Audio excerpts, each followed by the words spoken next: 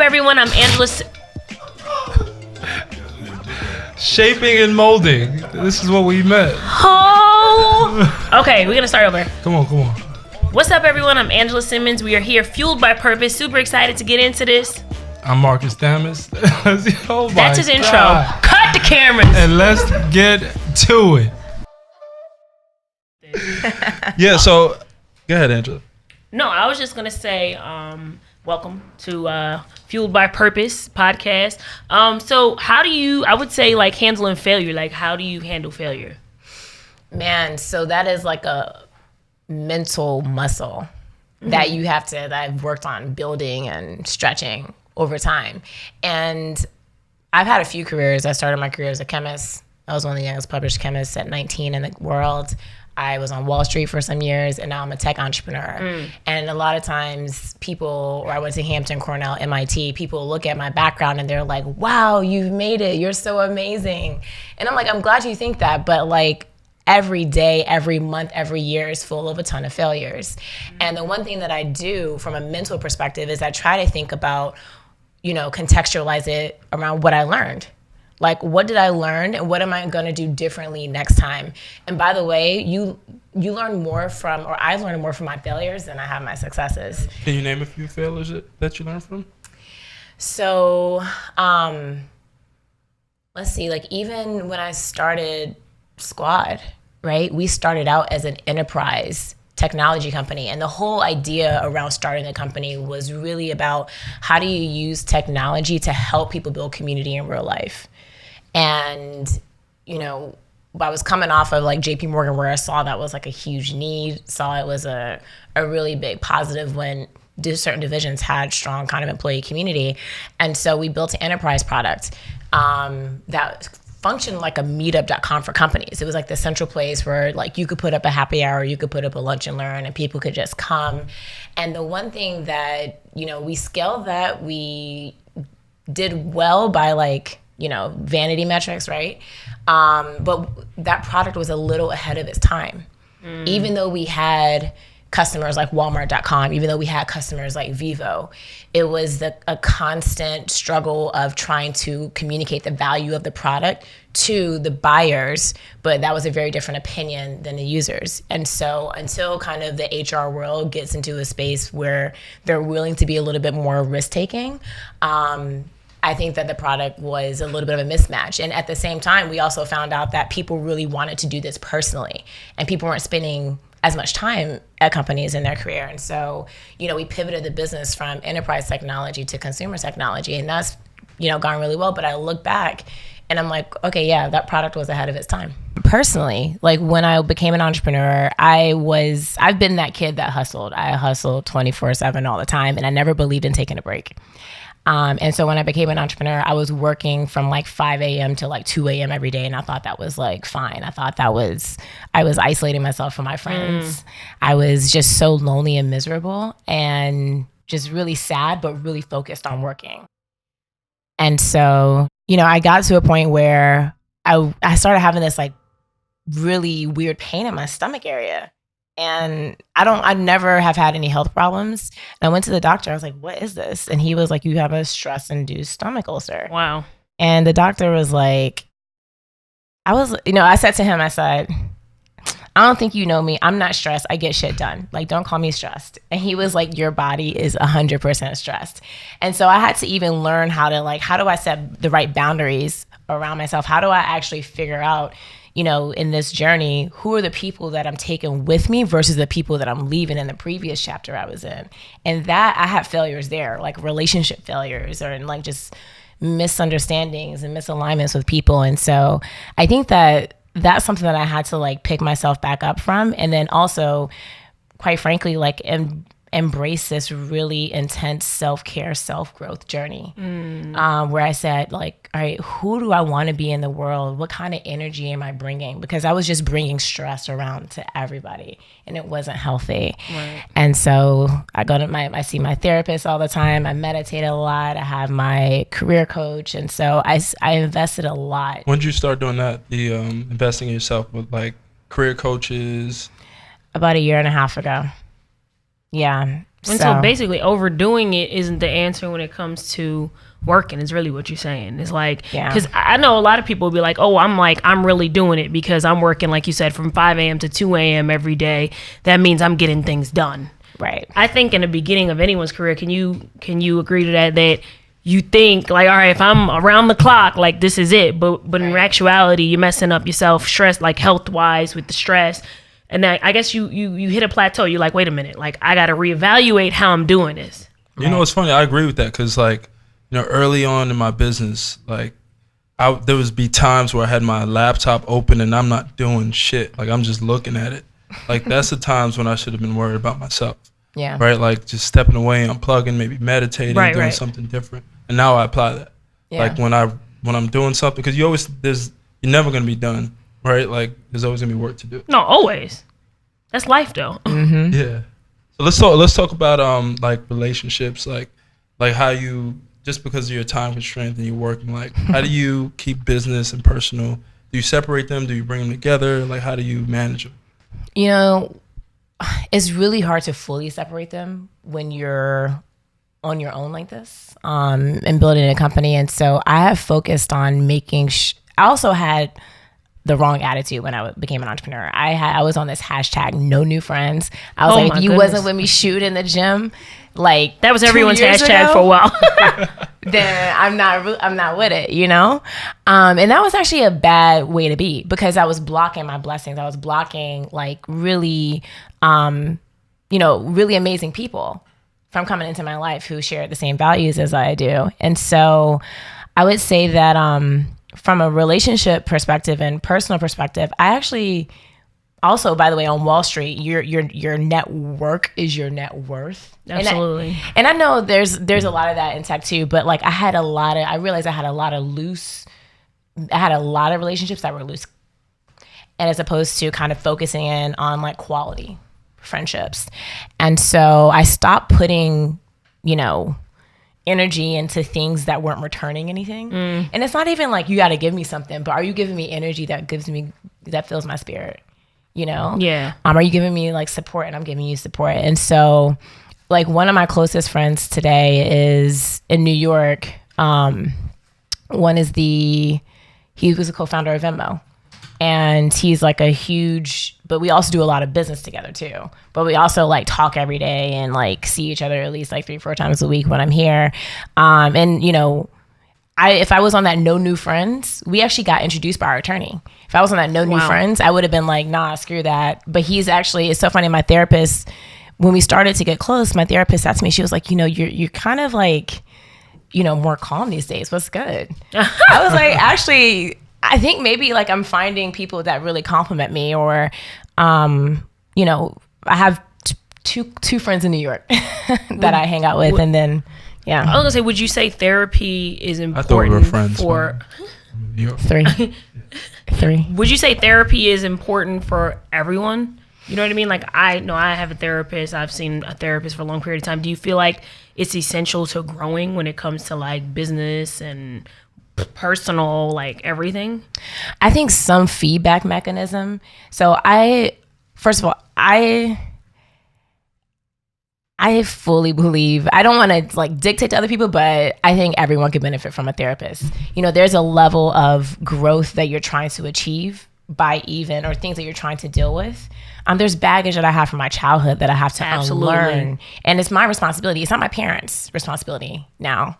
It's my responsibility to unlearn that. And so, I remember when I asked my parents to go to a therapist when I was in high school. They're like, girl, how'd that go? They're like, you need to take your black ass to Sunday school. That's what you need. You need your ass beat. And so I wonder what it is in the black community that is taught, like you don't need everyone is you need scared Jesus. Of it. Everyone's scared of it, and it's not talked about enough. The mental health component is not talked about enough until somebody's depressed, suicide happens. Like it's not talked about enough. And the funny thing about it is that the turning point in my family was my father tragically dying in a highway accident. So my parents sponsored kids to visit Hampton University every year for open house. And 6 years ago, the bus ran off a straight road, flipped over twice, and ejected both my parents out the front window. And my dad didn't survive that. And my mom fell into like a really big depression. They had been together for 35 years. And all of a sudden, he's gone. And that took a toll on the family. It took a toll on her. And I would say prior to that, my mom wasn't on the whole kind of therapy wave. She was on the Bible wave. And, since then, kind of picking herself back up, and, all of the kids, everyone is just really on the therapy. Like, let's do what we need to do. Like, there are times where I can walk by a restaurant in New York City and they're playing like Moon River, which is like the first song my dad taught me how to play on the piano, and I'll just start crying. And that's triggering for me 6 years later. And so there's, I think that was a turning point, but it took the family going through some trauma to get there. Yeah. And I don't know that without that trauma, we would have gotten there, at least not by now. So I'm a father of two. You think, like, when do you bring it, like, hey, like, you seem stressed? No, I think with therapy, it's not even just about stress. It's realizing that even if the problem hasn't presented itself yet, it's already there. You know what I mean? Like, you went through something as a child. We all went through something that we just probably unseen. Whatever it was. It could have been your parents weren't giving you enough time because they were working. Right. And now you're bringing this into relationships and business, personal. It's everywhere. So if you are already seeing a therapist, you get to the bottom of your childhood. When you correct that, then you start correcting everything else around you. But people don't know that. Everyone thinks you go to therapy just to get fixed. Like, I went after my son's father got murdered, but I was going before that. Mm-hmm. But it did start. I didn't go until I was dealing with an issue, which I wish I would have known earlier, because I would have been a lot better, but way before that. So I think a lot of times it does take tragedy or something like traumatizing happen before we say, let's go.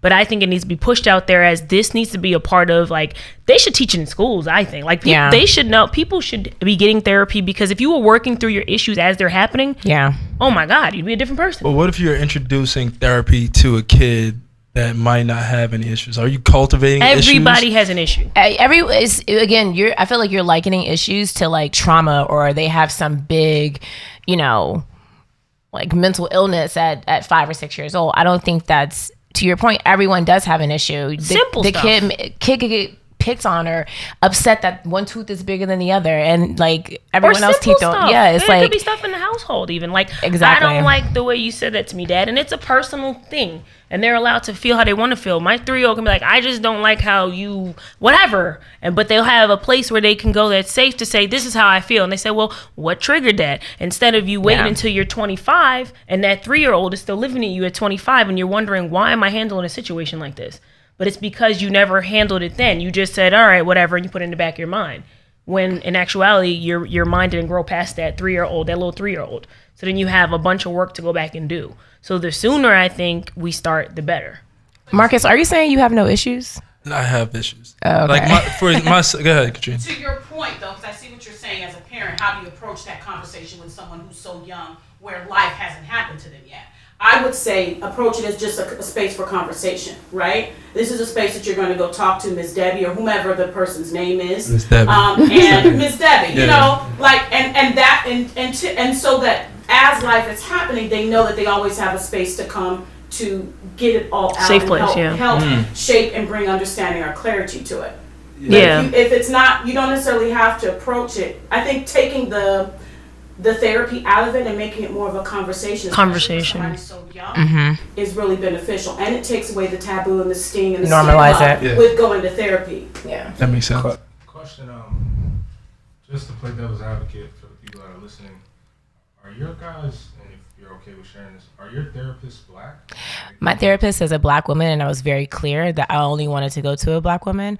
I tried going to a white woman once, it just didn't work out.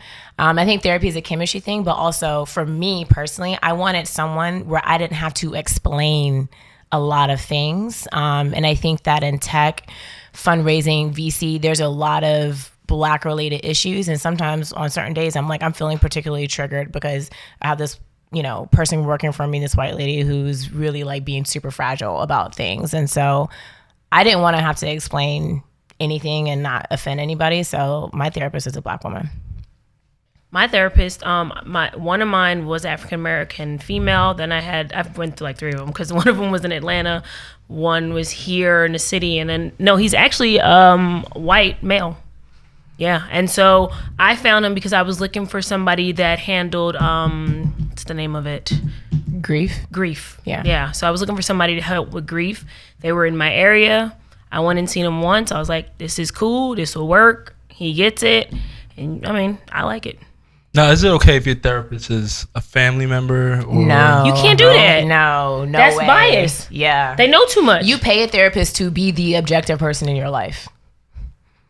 So. You want them to like, yeah, you don't want them to know any family, nothing. Because then they'll be like, oh, that's because your daddy. You know what I mean? Like, you want to be able to sit there and tell your therapist your story from your perspective so they can give it from their perspective because they don't know nothing about you. Right. You know what I mean? So, yeah, therapy, I am a big fan of it. Same.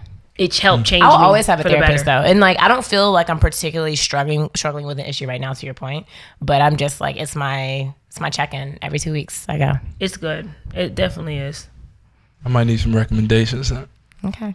That's It's a smooth. lot easier for a woman to go to therapy because of the. Oh, you got to back that statement, I'm brother. backing Once you it do up. that, you got Toxic to back that. No, You can't- It's easier for women. Nah, Like, you feel me? Because the male Go ego. tap him. I need help. Call my partner. Right, help me out. Nah, because the male ego is so, especially in the African American community, you feel weak if you have to go to a therapist and talk your problems out. You feel like, from a young age, why you crying? I ain't grow up with my pop. So from a young age, you're like, get up. You stop crying. You walk through it. Tough it out. Well, I do that to my son still. So I don't know if that's an issue. Like, what do you guys think? Like, if my son falls, get up, you're fine. No, I do it to my son too. Yeah, and I believe in doing it to kids. I do it to my guys. In general, girl, boy, get up. Because Yeah. Because then they look at you when they fall to look at and see like, should Reaction. I cry? Am I hurt? Yeah. You It's good. a tension after a while. But you see how it could be tougher for. I think that's different. Depends on than, where like, at. I mean, it just depends on what it is, I think. Yeah. If they're actually hurt, like, no, like, don't get up. Like, you know what I mean? Like, they're bleeding, busted their head I'm talking open. about as you get older, like 20-something-year-old black males. Okay, then that's different. Because then maybe you were missing the love aspect there, where you actually needed, you know, a shoulder to cry on, and you kind of just got, you fine. Then that's different. I think when they're little, you trying to teach them how to be strong, but when they get to a certain age, then it's like, okay, well, what's actually going on? Right. You know, so I think that's the difference there. But I have heard that it is harder for males to walk into a therapist. Like, they feel like, you know, like you said, maybe it makes them Or seem even talk weak. about it. Yeah, like they'd rather just hold it in or like it never existed, which winds up coming out again in their relationships and their day-to-day actions, whether it comes out in anger, abuse, whatever it is, it comes out in some way, shape, or form. Mm-hmm. So, I mean, I can't speak for males though. Y'all can speak for y'all, like, but that's what I've seen. Interesting. So it's the interesting dynamic between a man and a woman, and being black. Like, you carrying so much. Like, Yeah. So much stuff. let's talk about like how, you know, being a black woman in the profession, being a chemist. How many people look like you in the lab? None. I mean, when I was growing, so keep in mind, I got started really early. Like, my parents got me a gig working in the research lab at UNC Chapel Hill for a professor when I was 14. So I started in the lab very early, and at that time there were I would try to Google black women chemists, and I found like one professor Wow. at Cornell, and then I went to go work for her.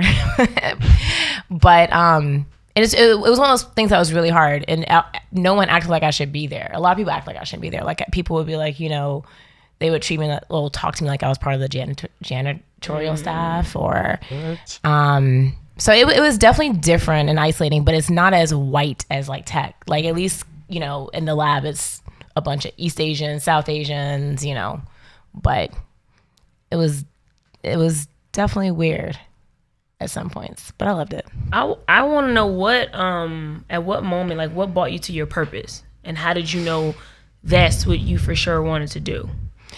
So the funny thing about it is that over the course of my life, my parents said all these things to me that I heard them, but it didn't materialize, or I didn't completely absorb it until later. And so, you know, I grew up in a very values-oriented household. Like, from jump, it was all about be kind, be humble, work hard. And, you know, just really random things. Like we lived right outside the county line in Chapel Hill, and we would have to take our trash to the dump back in the day. My dad would always go to Burger King first to bring the dump attendant like food, and so, one of the things that I saw my parents do over the course of, their lifetime was cultivate this really strong community. Well, I used to say our house was a community center in Chapel Hill because everyone was always there. And I didn't really realize the impact that my parents were having on people, like lifelong impact. And we had kids living with us and we were already 6 kids. So it wasn't like we needed more people in the house. We had kids living with us who were like DF students that they would end up being like AB students, right? And so, those were like lessons that I absorbed without my parents directly saying anything to me. But one thing that my dad always said to me, he said, Isa, you're a really blessed girl, and it's your job to share your blessings with as many people as you can on the planet before you die. And I was like, Dad, whatever. Like, I'm not gonna die anytime soon. I'm good. And I didn't like when I'm 12 and 13 and hearing this and he's saying this over and over, I'm like, whatever. But when I'm older and I'm looking at, the fact that I skipped 2 grades, went to college early, started my career early at Pfizer as a diabetes chemist, then went to MIT, fell into Wall Street. And I was very much like this, like those horses in Central Park. I had blinders on. And I was just kind of going for that next thing. And then, the tragedy happened with my dad. And that just like shook me to my core and made me wake up and say, what am I doing with my life? And who do I want to be in the world? Wow. I felt like I had lost myself pursuing this because everyone was like, oh, you got this great test score. You should go to, this school and you should have this role and you did really well. So you should get like to manage $1 billion product, right? And so that was a moment where I felt like I was shaken to my core. And the things that my parents had said to me over the course of my life I started to really absorb. And the one thing that I decided was that, people always call me, when I'm interacting with people or I'm speaking on stage, I hear them say to me oftentimes, you're like, you're so inspirational. Mm-hmm. And it's like the one compliment that I don't reject, and I actually really love it. It makes me feel good. People are like, you're smart. I'm like, whatever, it's fine, like whatever. But when they're like, you're so inspirational. I was a keynote at a tech conference last week, and a guy came up to me. Afrotech? Mm-hmm. A guy came up to me. He was like, I have a 7-year-old daughter, and listening to you tonight made me feel so much hope for my daughter. Aww. And that was when you talk about my purpose. Everything I like run a community-based app in the tech space. We've raised millions of dollars. I do that, but every day I wake up, everything that I do is much bigger than me. I love how you just glaze over the fact millions of dollars. Like, let's talk about that process too. Let's talk about you raising that money and being a Black woman. Only a few have done that. How was that process? What's your business for people who are listening? Because there might be people who don't know. Yeah. Yeah, that's true. Yep. Yeah, let's share all that. We did in the beginning slightly, but so Squad is an app at its core, but it is an app that helps people build their offline and real life community. We're in a world where social media has really taken over our mental health and really made us feel a lot more lonely in the world than we should. And so Squad, you can think of it like a curated meetup where you have curated experiences that you can attend. You unlock access to people when you meet them in person. So it's not like I can just go find you and look you up and know that you went to Harvard and pitch you these things. That's not what it's about. It's about genuine human connection. And so that's the app that we've been scaling, and it's actually been going really well. That's dope. As far as fundraising, that was definitely a process. I wouldn't say I was arrogant, but I was definitely humbled even more than I was already humbled. I thought that, you look at my resume and you say, oh, she managed, $1 billion product at JP Morgan and built that. Oh, she went to MIT. Oh, she's a chemist. Oh, she's that. Like, I thought I had built up a resume that would give me credibility in Silicon Valley. But it took me 2 years and hundreds of meetings in order to breakthrough, to have my breakthrough in Silicon Valley, to the point where now VCs are always hitting me up, right? They're always in my DMs, always in my email inbox. But it was definitely a process. And I actually had to have some really honest conversations with who I call my quarterbacks in Silicon Valley, who are white guys who were employees number 1 or 2 at these very big notable tech companies, who I would say, I need you to leverage your whiteness right now to get me this next meeting, or I need you to speak me up to this person so I have a certain level of credibility when I walk into their room.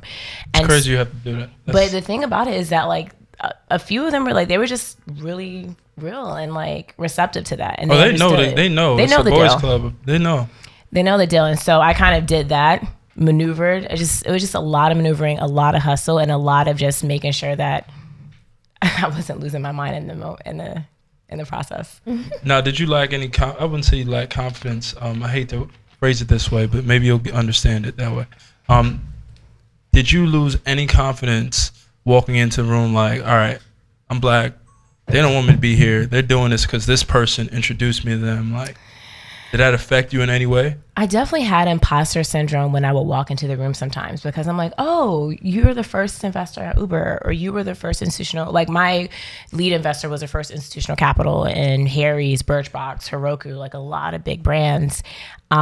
He's the nicest person, like probably in Silicon Valley.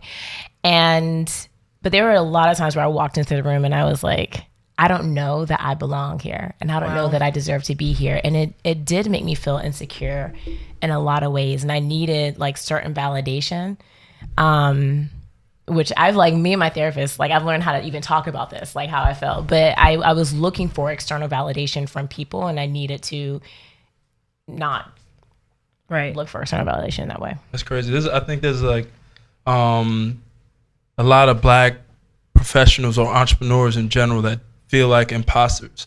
Like that shit is really crazy, because you think about it, like I even feel like that, like in meetings that I've organized, or like in experiences that I've created. Like sometimes that's the loser in me, and but that inch is like, yo, like you created this shit and people are gonna think this shit is not real. Like, you didn't do it. The crazy thing that just happened to me is I was at this event called the Breakthrough Awards in Mountain View. They call it like the Oscars of Science, and it's hosted by Mark Zuckerberg and Priscilla Chan and Sergey Brin and Yuri Milner, like, and a few other people. And so I'm literally in the front row, like Mark Zuckerberg is like right here, like Carly Kloss is like right here, Taraji's at my table, and I've talked to like Sundar, who's the CEO of Google. And I felt like a little bit of an imposter, but I felt like it was just internal, right? And so I was next to this short white guy at my table who said to me, he said, Isa, listen, you are a badass. I've talked to you for like 2 minutes, and I need you, when you're in this room, to introduce yourself as such. And he was like, you belong in this room. And he was like, and by the way, when I come to New York next, we're gonna have dinner. And I was like, all right, cool, Bobby. Like, that's what's up. And I appreciated the fact that he said that to me, and he saw it, and he was like, don't worry, you belong here. And then I looked him up afterward. I had no real idea who he was. He was the founder of Call of Duty and the CEO of Activision Blizzard, and worth like $10 billion. And he was like, you belong here. That's awesome. And so there are a lot of, I'm better, but there's still moments where I'm still a little bit of an imposter sometimes. I think it's just a work in progress. Like everyone's at their own work in progress all the time. Like we're always processing the confidence to be in the room. I mean, some people could appear confident, but still have their own insecurities. I think that's just life, kind of, right? It's like being the best person and showing up as your best person, but feeling that good inside at the same time. It's definitely a ongoing challenge, I think. But it's self-work. Like you said, it's like an everyday thing. Like, what can I do to make myself feel the best and actually feel that way? Not just say it. Because we can all say it. But sometimes saying it is actually that little thing you need in the mirror. Like, I will look it's at in the myself mirror. in the You'll mirror. be like, I'm like, yeah, girl, you got this. You got this. I wake up like, you gonna get this. Exactly. I do my mirror pep talk like almost every morning. I'm like, you know what? Let's hear it. You're not just gonna, that's personal. The pep talk? The mirror pep talk? That's private? I mean, my therapist encourages that too. They be like, like life coaches and stuff, they be like, you gotta talk to yourself. You really do though. Like, you're supposed to be your biggest fan. Yeah. Who else gonna believe it if you ain't believing in yourself? Yeah, I go in the mirror like, damn, boy. God. You look good. Look at this haircut. Like, you know. See, men, it's always about the looks and it's about the lining. Right, I'm like all internal with Right. mine. Like, you're gonna be all right. We'll be all right. Yeah. Right, exactly. A good friend of mine told me something that stood with me, and it was like 6 months ago. He said, if you're in a room, you belong in a room. Yeah. Like, no matter what it is. If you're in there, you belong in. Period. Period. That's good. I like that. I'm gonna start saying that. I'm gonna start saying that to myself in the mirror too. Yeah, like if you're in a room, you belong in a room. Yeah. It's crazy how like ultimately like and you think about like where people are, like even some of our friends, like we all have some dope friends. Even like the Shonda, we all know her. Like, Oh yeah, love to. like that's just crazy what she's doing there at Chase. But it's like, you know, that's where she's at in her chapter in her life. And, like we all have our own stories, and we'll get there, right? Like we'll get wherever we need to be, and I'm sure it either look like that or 10 times better. You know what I mean? So sometimes, like for personal self-help, I think we all need to look at ourselves and say like, this is just my story, and it looks like this, and it's only gonna look like this on me. And the thing about it too is that everyone is at a different place in their chapter, in their book, and a lot of times our toxic habit of comparing, you don't know what chapter you walked in on someone else's life. No. Or you don't, on social media, by the way, which is so curated, you don't know what chapter you're looking at right now. Idea. And so I feel like a lot of times it's because the root of it is also because we're comparing ourselves constantly That's a bad habit, to boy. other people. Their curated lives online to our imperfect lives in person. Yeah, because you're like, actually, they're super imperfect. You'd be like, oh, but I want that. I learned a long time ago, I don't want nothing God didn't give me, because you don't know what that person has to go through to have what they have. Right. And you think you want it until you're in their shoes. You're like, you know what? This ain't for me. And yeah, to your point, it's very curated. It's like you can wake up and be like, best day, click out and be crying until the next day, and no one would even know. You know what I mean? Like, and they'd be like, yeah, well, I seen you. I hate, one thing I don't like is when a friend hits your neck. Well, I seen you on social media. You was looking good. No. Did you call me? Did you actually check in on me today? Right. Because a real friend or somebody should be checking in on you, not just looking at social media to figure out how you're feeling. Right. Because we can all of us, we can all look perfect on social media, but be Highlights, going man. through a whole war inside and no one even know. Yeah. Highlights. That's crazy.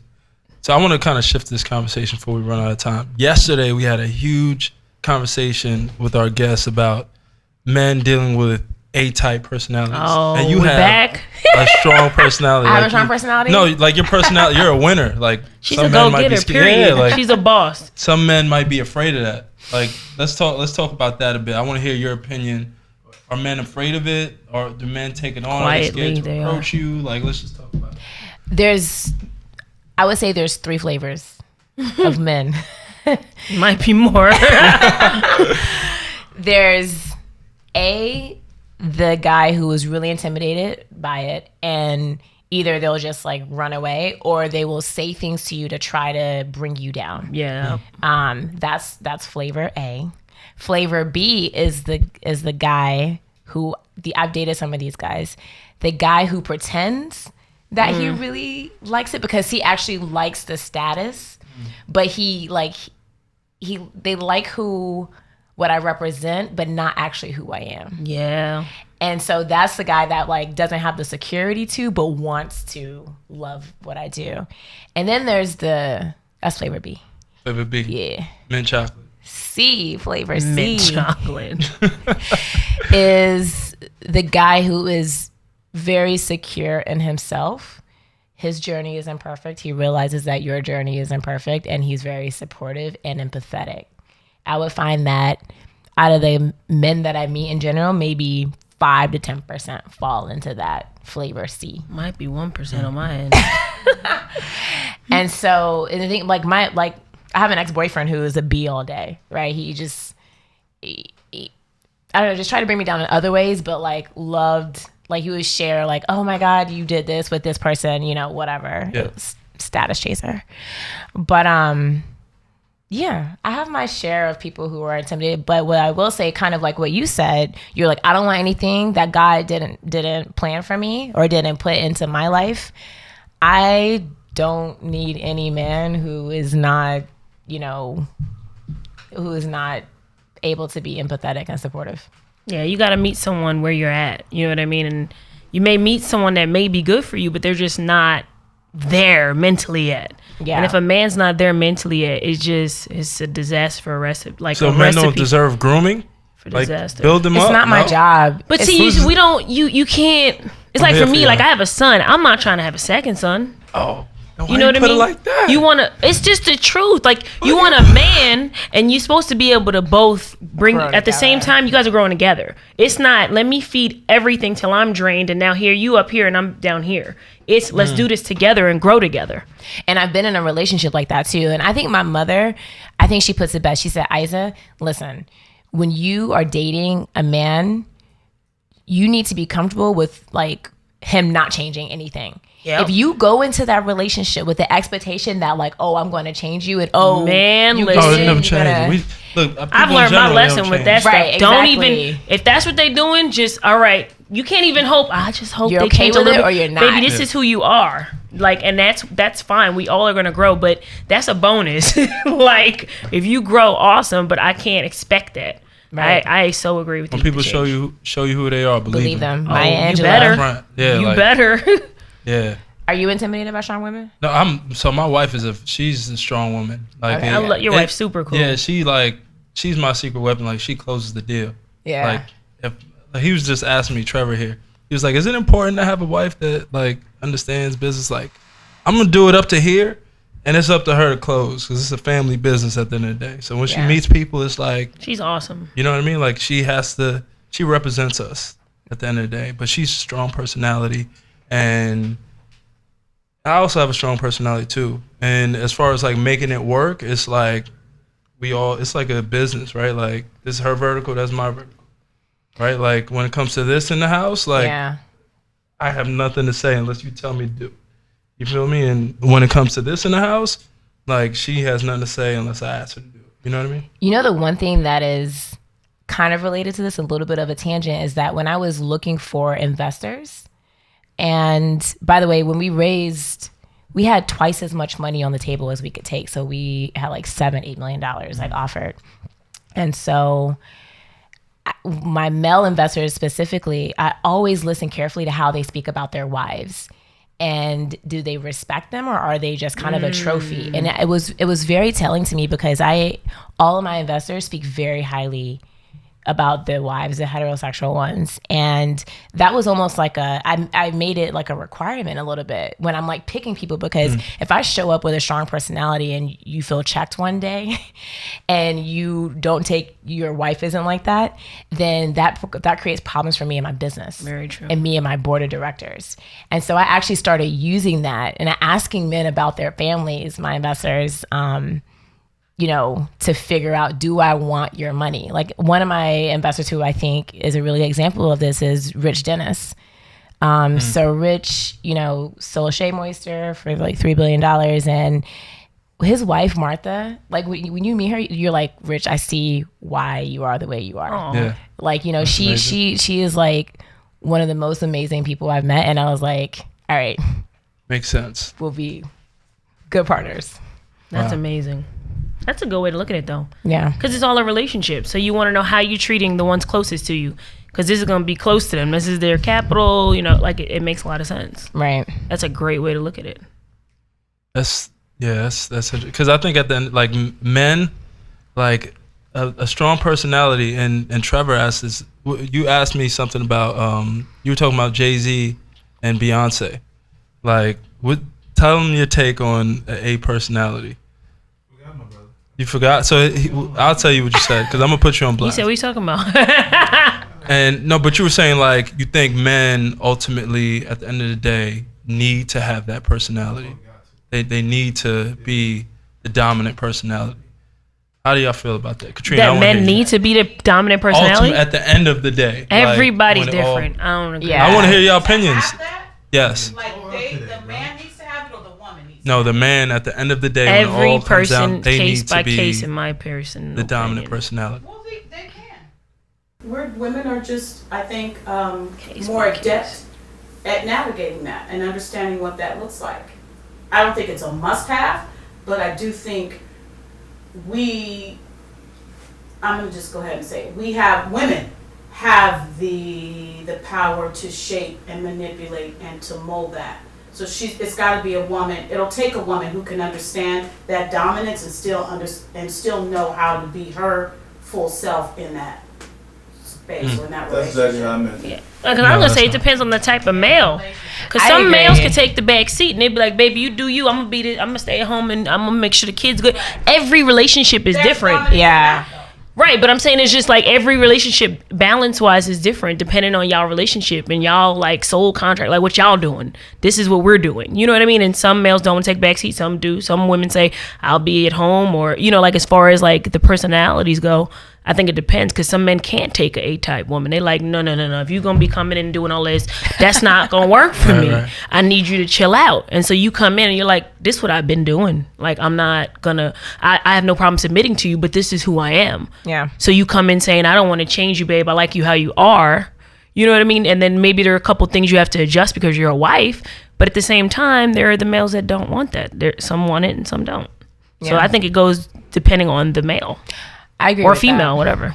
And the way that you asked it too is also, it also made me think about is the question actually about power as opposed to like dominant. No, it's not power. It's not power. I do believe like behind every super great man is Yeah. a great woman. Because the vision part is necessary. Right? Like you have to steer him in the right direction. Because I personally seen it with Mark. Like there's been time and his wife kind of steered him in a direction of greatness rather than that's not the right business play right there. So it's not power at all. Yeah, because yeah. the power is shared. You gotta let the ego part go. But at the end of the day, my belief is if the woman doesn't kind of understand the vision and where he wants to go and can help him articulate his message, then there's a problem, in my opinion. So I'm not just saying, oh, what I say goes. That's not how it went in my household. I was raised by women, so I know damn well when I go home, right now my grandma's gonna be like, grandma, chill. She's like, nah, bro, we need this done. And I gotta put the S on my chest and I gotta fix the steps. I gotta do all this. And I just wanna go to sleep, but I can't do that. So it's a 50-50 thing. But at the end of the day, I do believe that the male should, if he's providing, because none of this goes anywhere if he's not providing. If he's not hunting, if he's not. When you say providing, do you mean the breadwinner or just No, it's time to contributing? change. Time to change. So it's not just. I Yeah, Time to change. I'm trying to understand something. And she's like, no. Time to change. So everybody's working, but I do believe that it is. I'm traditional now. I do believe it is the man's job to go out and put food on the table and support that family and be the backbone of that family. I do. So you don't believe a man should stay at home and take care of the kids? Case by case, I think. Case by case. No, I don't I'm jump on her working opinion. towards That's that. just- I'm that working wasn't about That to was, be that her was just the opinion. background. No, go with what you're That wasn't about to saying. be your- no, we don't. I'm working towards being a stay-at-home dad. That's Right, my what's wrong with mission. it? I am working towards I've it. never. Because all of this is I don't okay. believe every case by case. Nah, you can't take mine. I didn't mean to do that. It was just You my did way that. and it You came did out. that You was about to say no. Case by case now.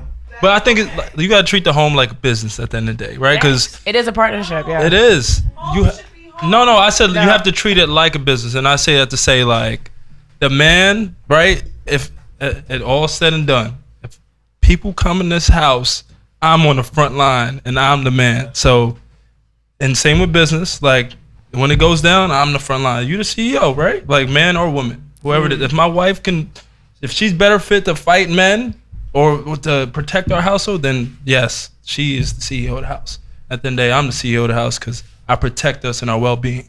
Right? Now, at the end of the day, if my wife's the CFO or the COO and she's like, yo, this is how it operates. Like, we're going to church on Sunday. We're going here on Saturday. Like, this is where we need to be. The kids need to be in school. Like, this is how we budget. Like, that's all okay. Different areas, different powers. This is different hours, different powers, and that's how you dissect it. Right? Yeah. Just like, but at the end of the day, if dominance looks like when people come in this house, she's going to hide with the kids and my ass is on the line. I'm the front line at the end of the day. Or at the end of the day, when it's like, yo, we all hit the floor, we have nothing. Like, at the end of the day, society's gonna look at me, and my kids are gonna look at me. My wife's gonna look at me like, yo, we gotta eat. It's cold. Like, we need covers. You know what I mean? So when is it an unhealthy household? You know what I mean? Like I kind of know what I think, but when do you guys think, you know, when is the power or dominance of a man unhealthy? Because there is a lot of that, you know, where people think that's okay. You know, like where the man is dominant over the whole house, but now no one has a voice. Yeah. So what are those, you know, what does that look like in an unhealthy household? Because how you explain it is great, but I think a lot of the times it doesn't always look like that. And I also think that people's relationships change over time. Yeah. And that's, to me, like, I'm not pressed to get married. We're the same age. I'm not pressed to get married because to me it's also a risk. Like the person that I marry, because I don't even know if I really live in marriage, like partner with or whatever. Another topic. But the person that my lifelong partner, he's that way when I enter into the engagement with him. Is he that way 20 years from now? Yeah. And then did we grow apart or did we grow together or with each other? Right. And so, for instance, like I've seen, you say, when is it unhealthy? I've seen, you know, people come into the relationship with expectations that the relationship stays the way it is. So maybe the woman is, my mom stayed at home for 6 years. Maybe the woman is staying at home to take care of the young kids. And then she's like, actually, I want my career back. And he's like, but wait, that wasn't our agreement. Right. And so there's so much shifting in marriage all the time to me. Not all the time, but like there's enough that shifts over time. No, you're not too far off. You're not. That I think that communication and expectations and alignments, that's the biggest risk I see. Yeah. Like, do I grow apart from you? Do you grow apart like from me? Will they be marriage- flexible enough to make it work? Right. In That's why marriage, you you have need to therapy. meet. Telling you, marital therapy, all of it, baby. Absolutely. So in marriage, like you have to, like me and my wife, we've been together since high school. I loved it when you Right? told me Like, that when I first met. I was like, Yeah, that's but so cute. you have to meet different people. Like we evolved, we changed. I got a little chest hair, you know, like Not the chest hair. she developed, you know, like we all changed. You know, life changed for real. Like This man said chest it hair. really is, and we had to meet each other a few times, you know, and that caused Re-meeting us, each other. That's interesting. yeah, because like Yeah. that caused us to break up. That caused us to get back together and say like, oh, this is who you are now. Like I get it. Because this is who I was, yeah. but this is who I am now. And then you keep changing and evolving. Exactly. See, I think what happens sometimes when people separate is one person evolves, the other person stays the same. Yeah. When you're both evolving, perfect. But if not, Yeah. But sometimes you can evolve apart. that too. Yeah. And they've seen that happen where people are, they still best of friends, but it just, this isn't for us no more. Yeah. I guess it's just knowing your partner and knowing what works for the both of you. It's important. But I'm definitely seeing, you know, more flexibility in marriage now than I saw maybe even 10 years ago. Facts. With a lot of my girlfriends being dentists or other entrepreneurs or whatever the case is, you know, there's a lot of, to me, it feels more of an equal partnership than it felt before. Marriage didn't, I don't know, it didn't always feel like an equal partnership to me. It felt like back in the back in the day, It really depends on the relationship too, though. Like you said, like when you're looking at how, like when is it okay for a man to, you know, take power or not, or like, because you don't want to like limit your wife's or put out her flame, like when she has sometimes a that happens, yeah. Yeah, Because there's the absolutely, controlling yeah. man, which is not cool. And then there's, I'm, you know, the man in the house that I'm going to provide, I'm do what we got to do. But it's two different powers, you know what I mean? It's knowing which one is healthy. yeah. And because then if you have kids, that spills onto your kids. And now you're talking about generations of different like stuff going on, trauma and this, that, and the other, Yeah. you know? But it's just always an interesting topic, relationships, balancing that with business. And, you know, because ultimately what goes on in your house affects your business. Because some people say they get scared to get into relationships if they're doing really well because it's going to affect their day to day. So now if you were doing extremely well and your relationship's going like this, your business is going with you because your brain is not in the same place you were when you were this single person running around and able to get it done. Because now you're invested in, like this ain't going right at home. So it's so important to have like a healthy household. But I've struggled with that whole balance of like relationships and being an entrepreneur. And I've honestly like made a conscious decision to even delay, you know, jumping into like a very serious relationship, because I think it takes emotion. There are 3 types of energy: mental, physical, and emotional. And they all come from the same bucket. If I'm always drained on the physical and the mental energy, I don't necessarily have a lot of emotional energy to invest into getting to know someone and then getting to know someone over and over again. And the one thing that I found on my journey was that when I started out as an entrepreneur, I left Wall Street. Again, I started back at the bottom. I was technically a nobody in tech. An absolute nobody. And, you know, that was cool. You know, I worked. And then I got to this phase where I became like a known entity in Silicon Valley. And then like people were talking, and then now I'm in this other phase where I'm in rooms with people that everyone knows. And so my issue also is that when I jumped into things, when I was on my journey and I was on my ascent up, sometimes I would conflate people's intentions. They were attracted to that ascent. They were attracted to like that status as opposed to like really being attracted to me. And that made me feel self-conscious and distrusting a little bit. Yeah. You know, would we have a thing if like, I didn't know such and such, you know what I'm saying? Right. And so I've been on this like rapid ascent up, and it's just really hard to like, that's gonna happen people. To you though. It's gonna happen. No, it is hard to meet people. I'm telling you, even for me, like I am not dating no one. Like it's hard. How can you go and tell your friends, yo, I'm dating Isa Watson? Or how can you go and say, yo, I'm dating Angela Simmons? It's a hard, like, yeah, but it's a certain man for that can step up and be like, you know what I mean? Like, who is he? Let me know. Hello, are you knocking at my door? Tell me, do you know someone? Don't limit yourself to these 1,800 men in the like just. But it's not limiting. No one's limiting though. It could be someone who doesn't even like. It could be like a veterinarian, like you know what I'm saying, or a pastor or whatever. Is he gonna be in any of your? Is he gonna be in a room that you sitting next to Mark Zuckerberg? And you never know. My plus one. See, now you just added a whole different element to the like. How you gonna bump into him? My point is that I'm not saying that everyone is. First of all, I don't believe in this right here. No, I believe in like, how do you connect with someone's heart and their values? Period. Point blank. Period. I don't care what you do. Actually, but this is where you're at. These are the rooms that you're in, Angela Simmons. What do you mean? I be everywhere. I move around. But the rooms that you are in are not gonna be rooms where veterinarians are chilling at. What That's are you not talking happening. about? I go everywhere. I purposely, intentionally hang around. Do you have a dog? No, I just. How you gonna meet a veterinarian? You ever got a dog? Shut up. First of all, you can meet him at the gym. Right. There's so many. So for instance, she got a private gym. She goes to a private gym. I don't. Probably. I go places where people are at. Okay, all right. And then a man walks up. What's your trainer doing? So wait. Bro. So where you think we're supposed to meet? Hold on, bro. That's my Angela's question. Where do you think? I met men. All my boyfriends have been the most random. I've met them at galas. I've met them at like just being out and running about. into them, yeah. Random. You just have to be open. Or like at a table next door to me. A table next to me at a restaurant. You know what I'm saying? Like when you're in positions like this, it's not easy. But they're gonna know who you are, and they're gonna have. Some do, some don't, depending on who it is and where they're from. If you're in Silicon Valley, every man in the room's gonna, wherever you're eating dinner, wherever you're going, every man's gonna know who you are. And you. False. I've been places people don't know who I am. Yeah, I agree with her. Like, yeah. Yeah, because it depends on where we at. If we were social media or to technology or to the tech industry as a whole, like it depends on how connected you are. That I think that determines us. I've been out places with her and it's been like crickets. Like they don't know. Knows.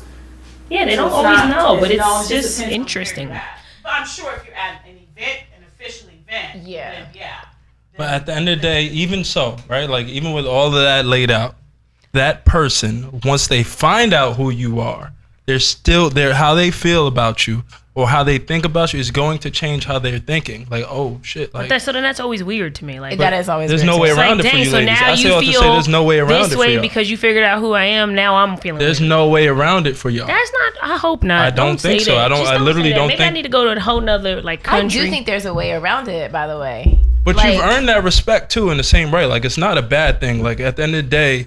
But it makes it difficult for dating. You're saying it's not a bad thing, but it makes it difficult to date when you're in these type of positions. Because there's several women I can think of that have the same type of issue. No, but then there goes type C, where he knows how to move around it. Us, right. So C is the only, we need only C's. We need only C's. A's and B's. Out. Yeah, I mean, maybe. But that B he might be moldable.